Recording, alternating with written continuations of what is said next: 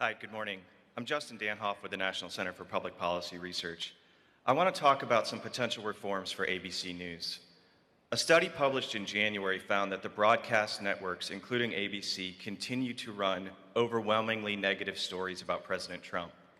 In fact, from last September to January 1st, stories about the president were negative 93% of the time. That's not objective. Meanwhile, the leading Democratic presidential candidates received net positive coverage over that same time period.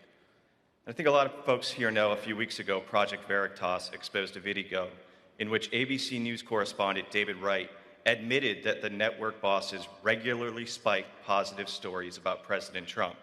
He stated, quote, "We also don't give Trump credit for the things that he does do. I feel terrible about it. I feel that the truth suffers. The voters are poorly informed. Our bosses don't see an upside in doing the job we're supposed to do." Wright isn't a green journalist, and he's no conservative, and he's not a fan of Trump. He has degrees from Oxford and Harvard, and he identifies himself as a socialist. And who can forget when Project Veritas released a video last fall of acclaimed journalist Amy Robach, clearly implying that ABC bosses spiked her story on accused pedophile Jeffrey Epstein because of Epstein's close relationships with Prince Andrew and the Clintons.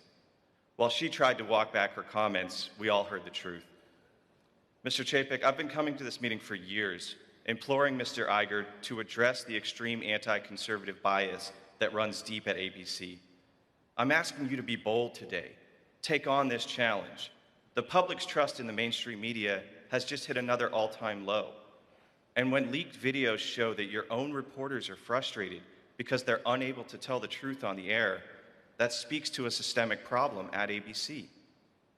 What steps can you take to return objectivity to ABC News, and when can we expect to see balanced coverage once again on your airwaves?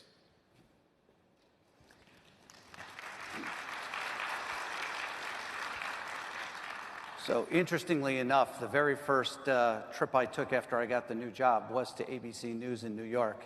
And I must say I was overwhelmed by their professionalism and their commitment to objectivity.